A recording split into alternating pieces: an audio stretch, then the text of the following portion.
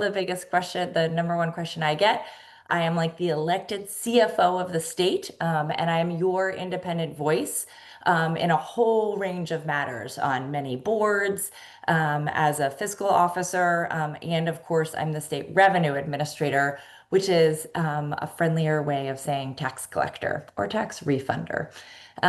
This is our team. I thought it would be helpful. You don't often see the the inner workings of the Comptroller of Maryland, but we did an entire reorganization when I joined.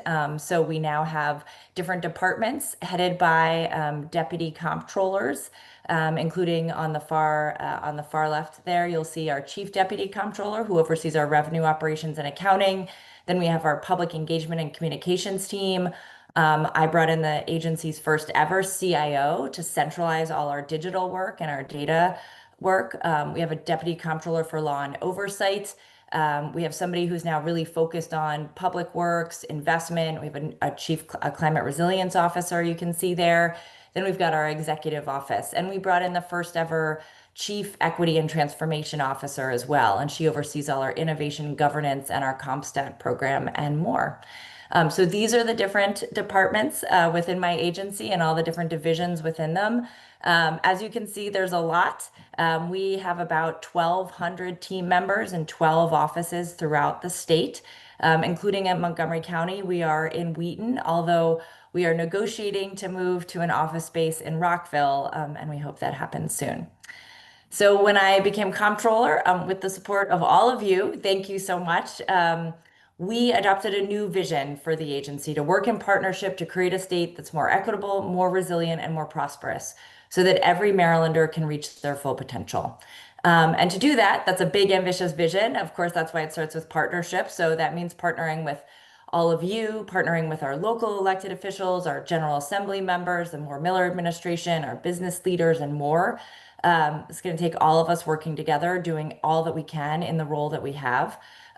Here we have our three core priorities as well: implementing critical agency-wide improvements to help our state government work better, reimagining how the agency's resources and expertise can make a positive impact on Maryland families, communities, and businesses, and ensuring that Maryland's well-positioned for responsible long-term growth and success. So I'm going to give you an example of each of these. We're doing a lot of work in each of these core priorities, but I'm just going to give you one or two examples. So for Make Government Work Better, we are building better tools. So I inherited an agency that was woefully out of date. If any of you have had, a payment not applied correctly in your taxes, it's because of that system you see on the bottom left there.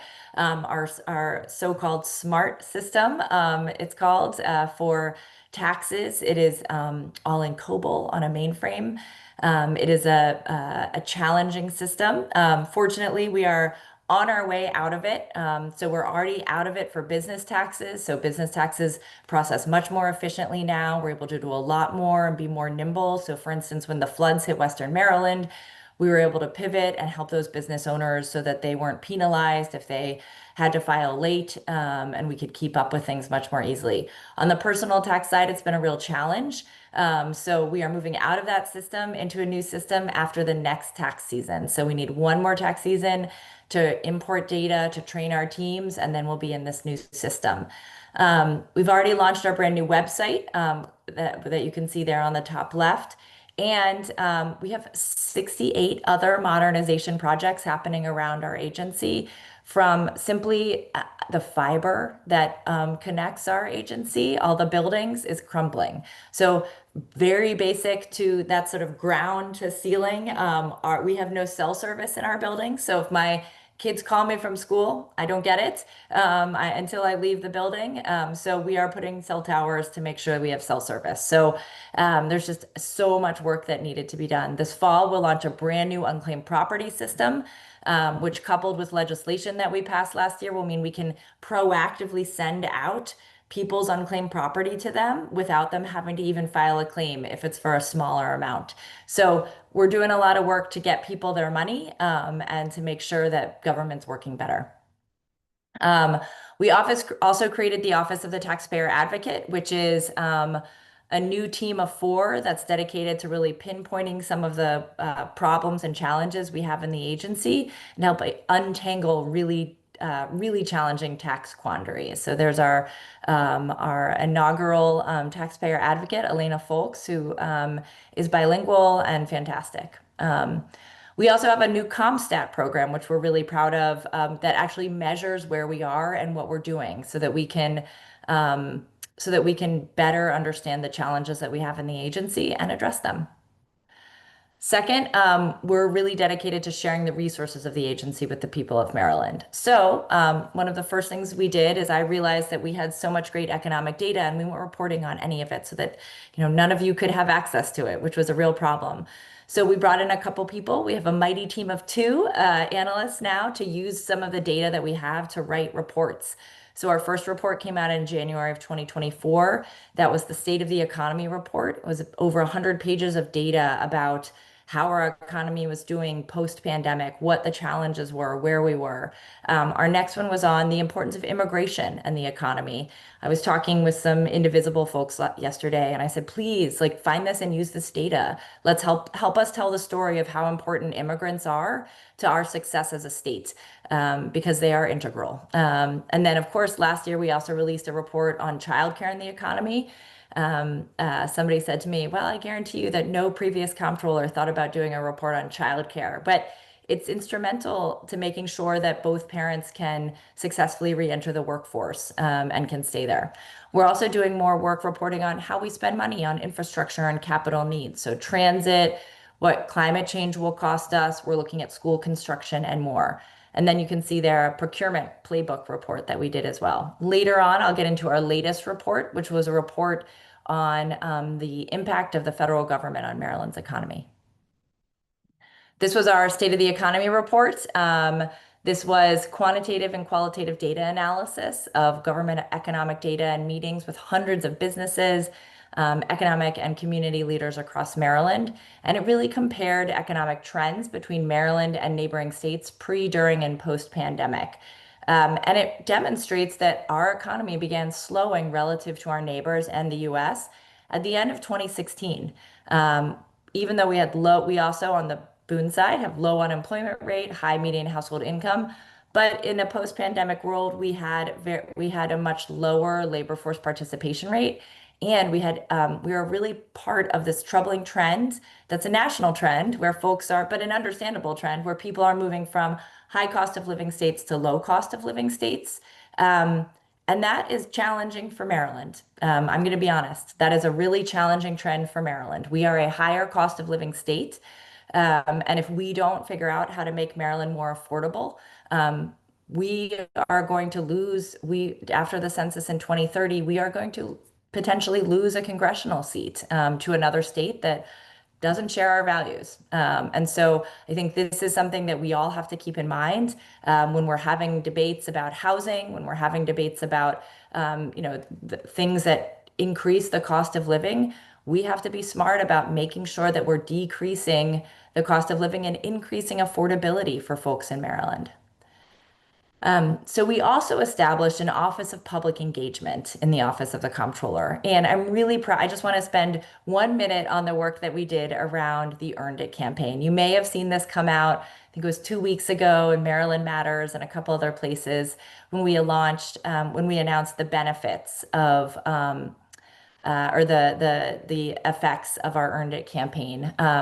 So we know this is one way to build a more affordable state is to make sure that people have more resources. And the Earned Income Tax Credit is really instrumental to that. It is the government's #1 anti-poverty tool, the EITC. It reaches thousands and thousands and thousands of Marylanders, and we have a very generous state EITC. But if people don't claim it, it's money just sitting there. It's like an unfulfilled promise. And that money can be life-changing for folks. I met a woman a few years ago who didn't know about the EITC. Then she found out about it from the Cash Campaign of Maryland. She claimed it. She used it to take community college classes. And when I had met her, she no longer qualified for the EITC because she was making too much money, right? That is the goal, is economic mobility at a time in American history when economic mobility is at its lowest point. So We have launched a campaign for the first time in the history of the agency to make sure that people can actually know about the EITC and about the child tax credit and claim it. We've called it the Earned It campaign because we want to remind people like, you earned this. This is your money. And we know that over 100,000 eligible Marylanders didn't claim it in 2023. We're really excited that because of the Earned It campaign, we increased uptake by over, or at least, correlation. We increased uptake by over 7% this year.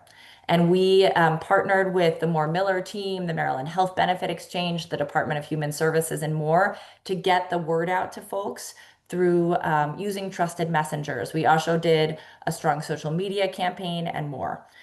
So we're just going to go bigger from here. We're partnering with the Urban Institute, a nonprofit think tank in DC, to better understand why people don't claim it so that we can then use the resources we have. Thank you to the General Assembly and the governor for passing a bill that we put in to give our agency some money to actually advertise the EITC so that folks know about it. So we're going to start doing that next year. The money kicks in this year so that folks can claim this money and we can help build a more affordable state. Just a little bit on the Port Act, which was the bill that was passed after the Key Bridge collapsed. We are sort of like the backbone of state government in the Office of the Comptroller. You never see us, but we are holding it all together. And we did that through the Port Act. So we made over 55 million payments, dollars worth of payments. That was 38,000 individual payments that we pushed out, working in coordination with the Department of Labor, and and Commerce, and we're really proud of the work that we did. No additional resources came to our agency, and yet we were able to process 38,000 additional payments in the span of just a few months. So finally, ensuring our long-term fiscal success. So one thing you probably know is that I am on the Board of Public Works. We meet just about every other Wednesday at 10 a.m. You can catch us on YouTube. Every year we approve, or every other week, we approve about $200 million in contracts. We also issue bonds and acquire and transfer state property. I'm very focused on ensuring that we're getting best value for the state. And in part, one of the things that means is that making sure that we're working with our minority business enterprises, our MBEs. Because when we increase our MBE participation and our small business participation, we see more competition. And we see more competition from within Maryland. And that means we can get better value, and that the resources that the state is sending out and the revenue the state's sending out is also staying in our communities, which is so important. So we did have a 193% increase last year in MBE awards to prime contracts. We also had a 3% increase in our subcontracting goal to 18%. So we're not where we want to be yet. Our goal for subcontracting is 29%, but we are now finally moving in the right direction. Under the last administration, almost every year they declined. So we're moving in the right percent now, and I'm excited about that. Finally, we are working to create a dashboard for the Board of Public Works. It will live on the BPW website. And you'll be able to go in and actually look at the contracts that we've approved or denied, and sort them and see all of them. So just adding some transparency to the Board of Public Works as well. I also work, sorry, this slide is like a little bit outdated, as so the later ones are too, but I also work on our pension fund. We launched a climate advisory panel, which I'm really proud of, to make sure we're being smart and understanding that climate risk is investment risk. We are institutionalizing our emerging manager program to make sure that we can take advantage of small and emerging managers. And I'm really happy we passed, we're the second state in the country to pass workforce principles. So, you hear about private equity all the time, right? And sometimes like you hear about they're the bad guys, but they're a huge player. And we want to make sure that when we're investing in private equity, that they are not taking advantage of their workers, that they're doing right by their staff, that they're not interfering in labor unionizing efforts. And so we pass these private equity workforce principles to say to private equity companies who come to us and seek investment, hey, if you're not willing to follow these principles, like we're not interested in investing in you. We believe these principles lead to better long-term value, and that's what we're interested in. I'm going to skip that and then go to, okay, so what does Trump mean for the for Maryland's economy? So this is the report that just came out in June. It's the impact of the federal government spending and jobs on Maryland's economy. As you can see, this was a joint effort. We worked with the University of Maryland Smith School of Business. And one of the things, sort of the bottom line number that you may have read, if you read anything about this, and that you'll see if you go to marylandcomptroller.gov and open this up, is that we receive about $150 billion in spending from the federal government every year. It's a lot of money. And you can see how it's divided up: wages, retirement, contracts, grants, and then just direct payments like SNAP, Medicaid, things like that. So there's several different categories, as you can see, but it adds up into real dollars for the state of Maryland. This is a look at where folks work, the location of federal government jobs and residents. So in Maryland, the number of federal jobs we have located in Maryland are 158,000. And those 128,000 people hold those jobs. So just to be clear, you're going to hear different statistics from different news sources, and so you're not confused.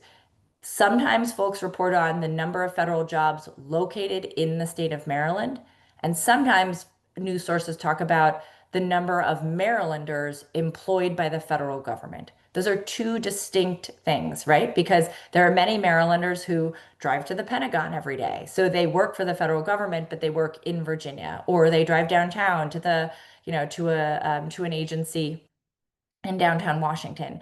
So there are more Marylanders who work for the federal government than work in Maryland federal government jobs. But this, I thought, is still an interesting statistic to see where the actual federal government jobs are housed. This is also a chart. And you should know, just so you know, over 250,000 or over 230,000 Marylanders currently work for the federal government. So more than that 158,000 you see that are located in Maryland. This is all about the money that comes to us and from which agency. So as you can see, HHS and DOD are some of the biggies here. Their wage income and jobs and workers are huge. So we've about 54,000 Marylanders work at DOD, 34,000 work at an HHS agency. You can see, sorry, the contracts and grants that we receive as well. Of course, more grants from HHS because many of their programs are grant-based. And so I just think this is a really interesting chart to see sort of where the money is coming from, what type of money it is, and to understand how much is truly flowing into the state. And then I thought you would appreciate having this by county. As you can see, Montgomery County tops the list in terms of the number of workers, just barely eking out Prince George's County. And this is at last count. So 54,000 federal workers in Montgomery County versus 54,000 in Prince George's, 21,000 in Anne Arundel. Charles, if you go down, also it has 15,000. So, when we are keeping our eye really on Montgomery, Prince George's, Anne Arundel, Charles a lot to see.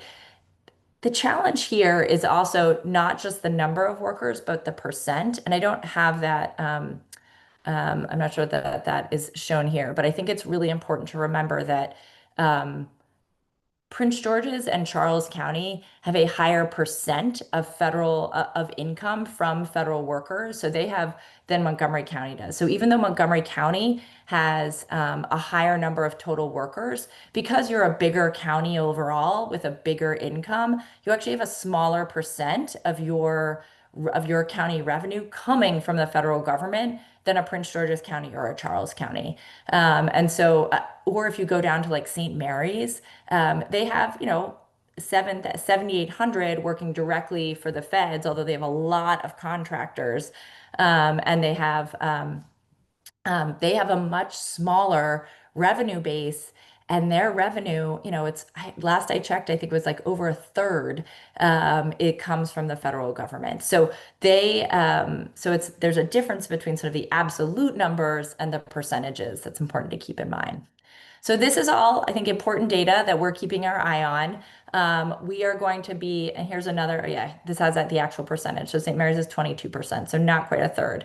Um, so you can see here the percent of gross income from federal wages, but you see down here, these are the biggies, right? The ones in Southern Maryland really are the ones who have the most at risk right now.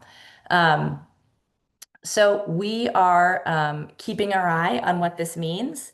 Um, we are going to come out with several more reports over the next 6 weeks. One is going to be a scenario report where we're working with the University of Maryland to run actual scenarios on what if blank happened, what would that mean for the county and for the state.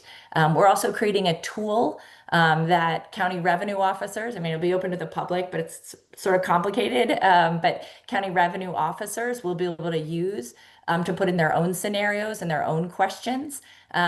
This will be, not the be all end all of how to count your revenue, but another tool that our county and our municipal revenue officers can use to help understand what the federal government cuts mean for them. So this also is a little bit outdated, but I will actually note that in June, the June jobs report recently came out. We lost another 2,700 federal jobs. We have lost, more jobs now in the first 6 months from the federal government than any time in the last 20 years. We lost 8,500 jobs in June, I believe, and for private sector and public sector together, which is really concerning. I also want to note our population's dependence or our workforce dependence on immigrants, international immigrants. Immigrants are almost 17% of the population. It's 16% there, but it's very close to 17%, and 21% of our labor force. And so, if immigrants are, it's sort of let alone that they're being abducted, but if folks choose not to come to Maryland because they're choosing not to come to the United States to work, that will also affect us. It'll affect the biotech sector, it affects the healthcare sector, affects nursing homes, it affects our transportation industry, our building industry. It will be challenging. So what's next in the Office of the Comptroller? We're implementing our new tax changes, the IT services tax we just implemented. We're strengthening our customer service work, increasing transparency through public dashboards, working with, of course, the Moore Miller team and the Office of the Attorney General on many of his lawsuits. So we do declarations often. So our state has standing, which is important and something I'm happy to do. And then we have additional research reports on the horizon, including one about housing, and then I think early next year, one on women and the economy. So please keep in touch, and I will answer some questions now. I'll stop sharing. So I hope that was helpful. Let's see. Okay, a lot of questions in the chat. Do you want me to just look at the chat or do you want to call them out, Oh, Peter? yeah, I'll try to do a little Great. moderation here. Although great to have a partner who is willing to moderate as well. Um, so I have one important question to ask since this is the UpCounty Breakfast Club, and breakfast is the most important meal of the day with big choices. So my first question for you is pancakes or waffles? Oh, waffles. Yeah. Waffles. Yeah. Folks, and feel free to weigh in on the great debate in the chat as well. So pancakes or waffles question not only to our guests but to the rest of our participants. Although Um, really though, after 3 years in Austin, Texas, breakfast tacos over all of oh, them. breakfast tacos. Yeah, that's fair too.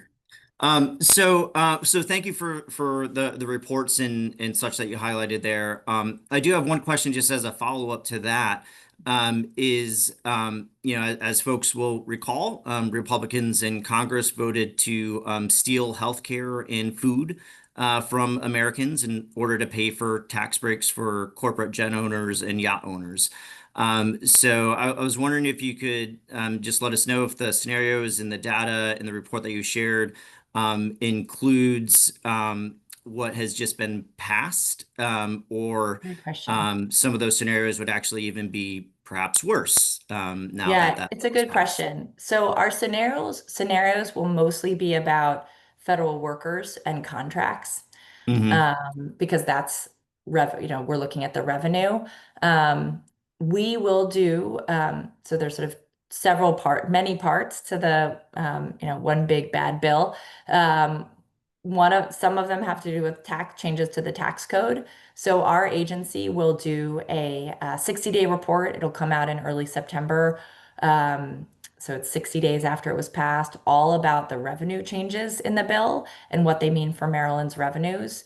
I know that the Department of Health and the Department of Human Services are looking really closely at what the changes to SNAP and Medicaid will mean. We will be working, hand in glove with them to support the goal would be we could find a way to easily prove that most of our Medicaid recipients are already working, so that they don't lose that health insurance. Mhm.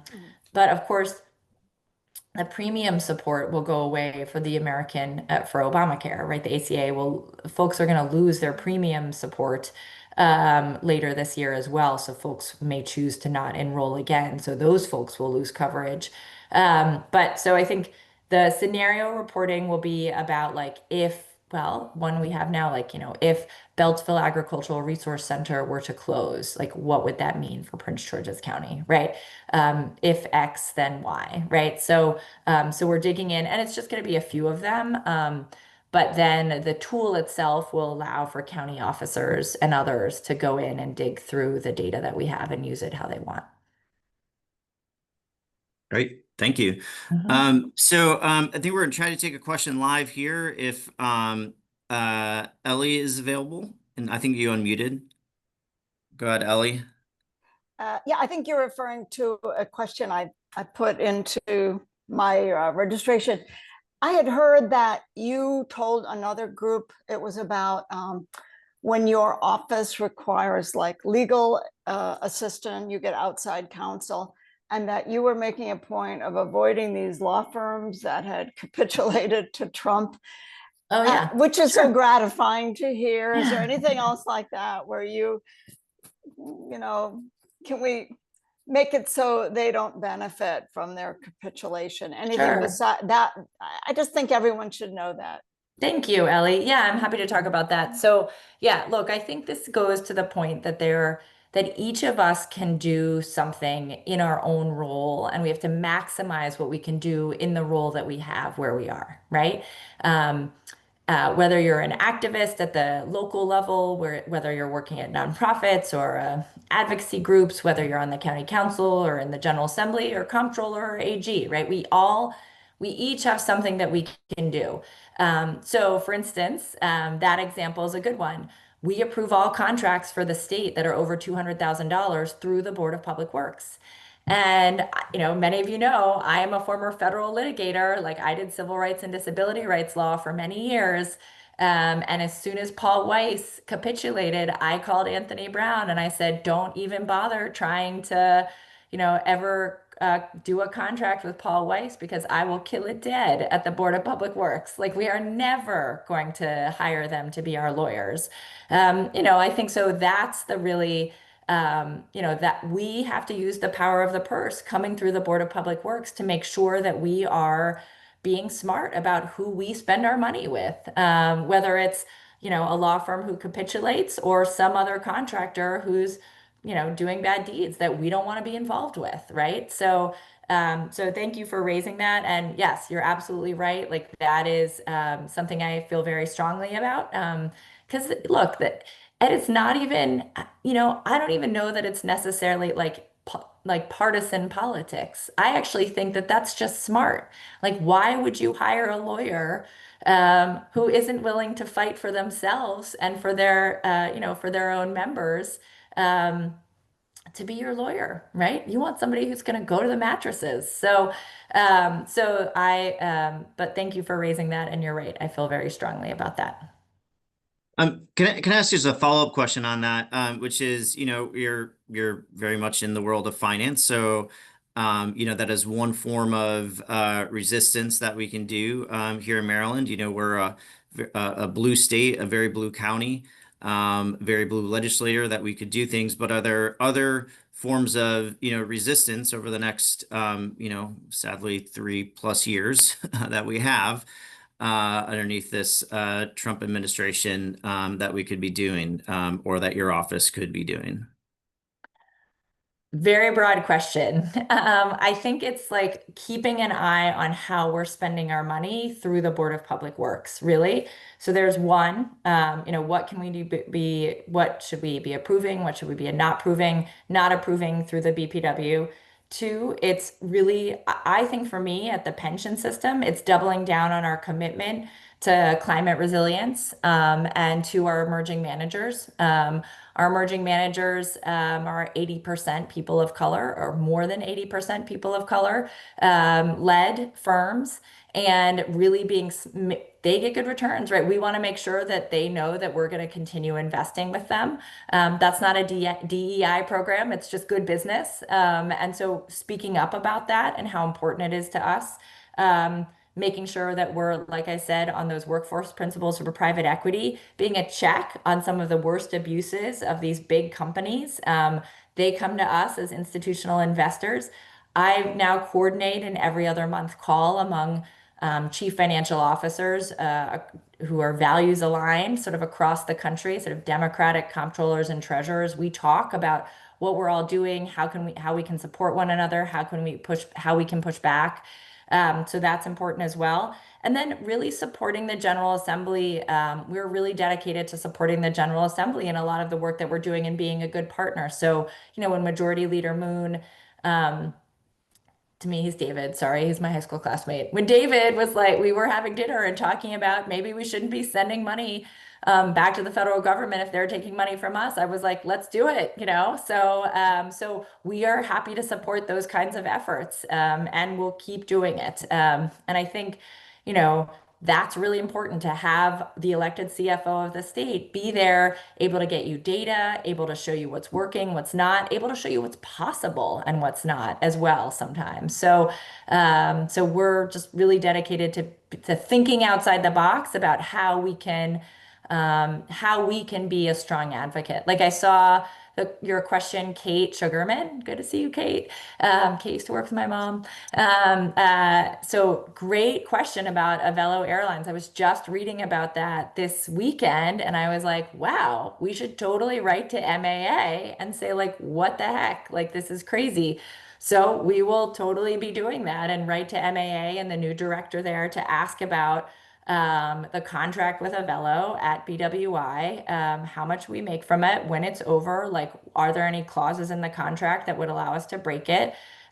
So totally appreciate that question and really appreciate ideas like that coming to us to help us, like keep being active. And we got a great article in the Baltimore Banner yesterday. We had Oh, good. a Velo protest, so please take a look. Oh, I will. That's awesome. Yes. Thank you. Okay, thank you. Fantastic. Thanks.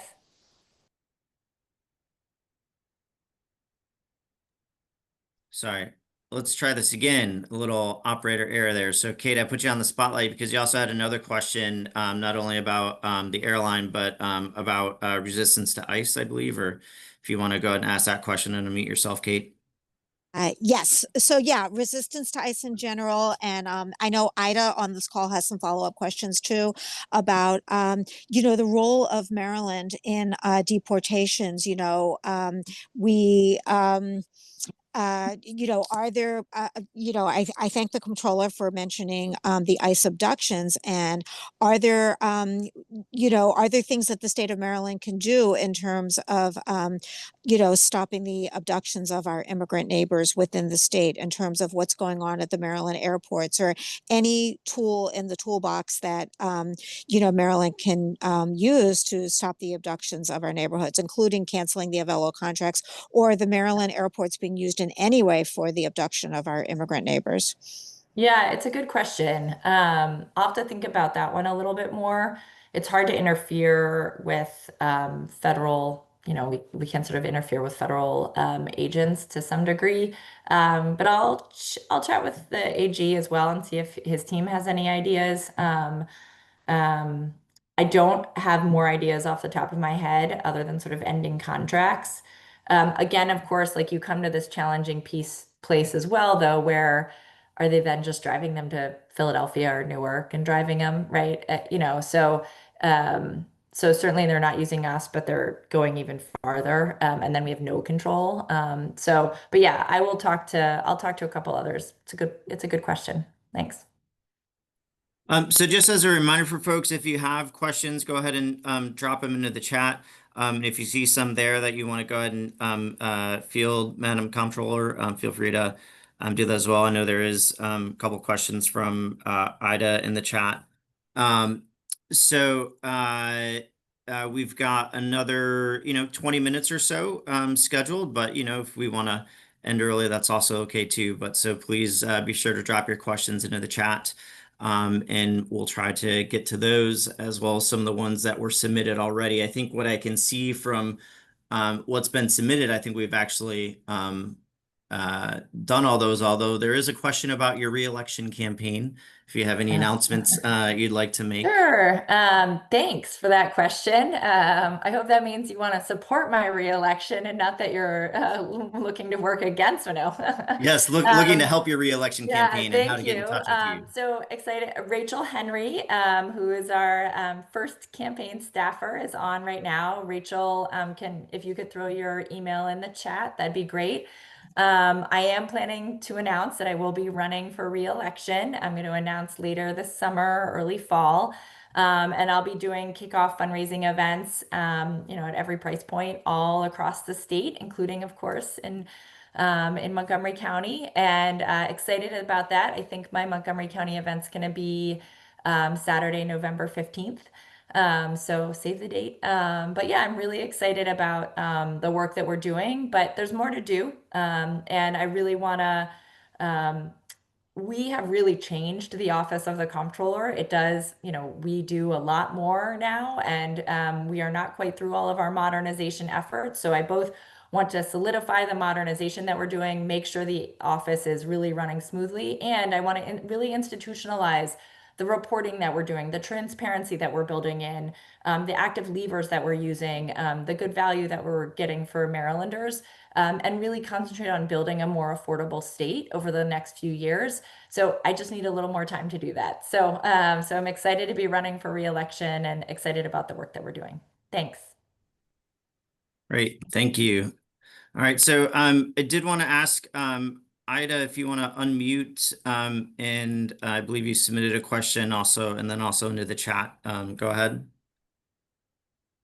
Hi, yeah, thank you for taking my question. I used to actually work with your IT team in Baltimore, and Oh, cool. I appreciate your work. Yay. Yeah, my question is I didn't see Kate's at first, was kind of extending from there about Maryland companies who are, profiteering on human rights violations, whether that be the new concentration camps. We have like 57 Maryland companies who are taking contracts there, whether it be the ongoing genocide, the mass starvation in Gaza. We have the Maryland Israel Development Corporation that puts state money into that.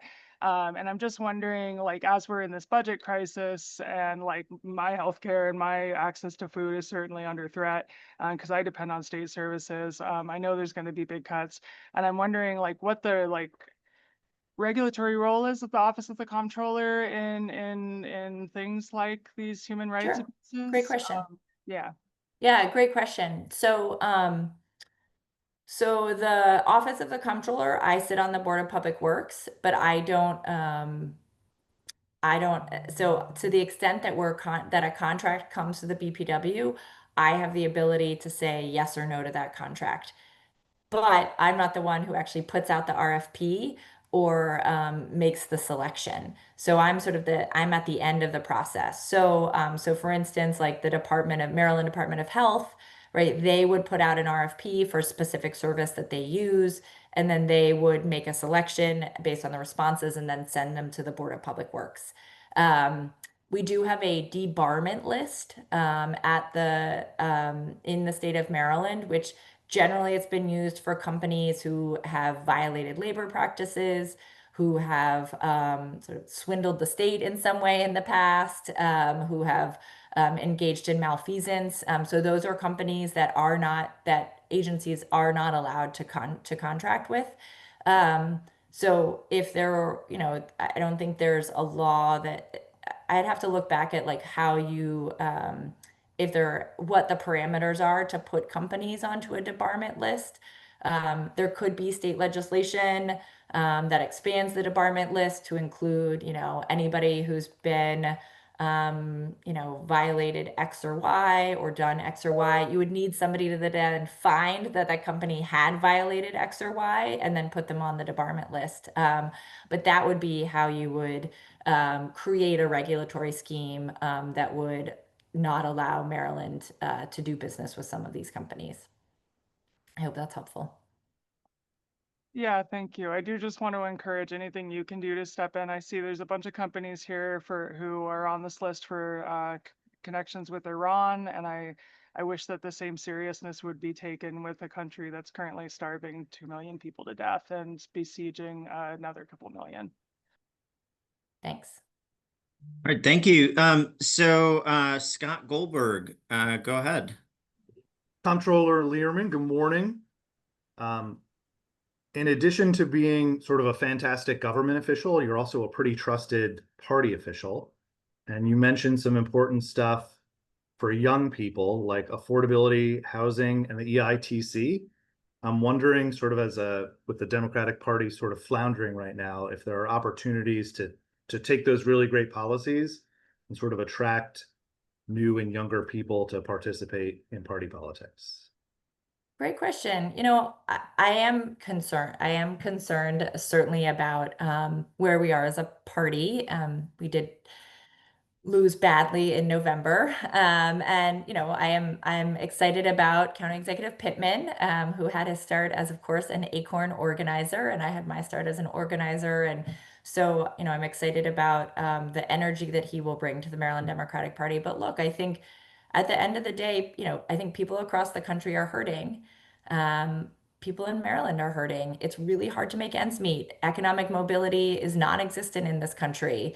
Most parents don't believe that their kids will be better off, than they have been. And things are increasingly unaffordable. And so I am very concerned about, where we are, and think that we need to continue to talk about how we can actually get things done as a government, and how we can build a more affordable state in Maryland. Maryland is very expensive. And if we are truly excited to welcome all people, if we as a party, want to welcome folks here, then it means not just saying that, but it means actually passing regulations and implementing policies that create space for people, right? That make it easier to live in Maryland, that show them that they are welcome here. Or is it actions speak louder than words, right? So yeah, that's sort of, I also feel like because I am the elected CFO of the state, it's important for me to call out that it is not as affordable as we need it to be to live in Maryland. And so that's why we put out the report on childcare, to just, put out there, hey, childcare is not affordable in Maryland. We need to hear some data around why it's not affordable and what that means for our workforce. It's why we're putting out a report on housing, which is usually every household's number one cost, of course, is housing. So, we are in a housing crisis, and we are going to keep talking about that. It is easier to build in other states, and we need to remove impediments and make sure that we can build the housing we need in this state.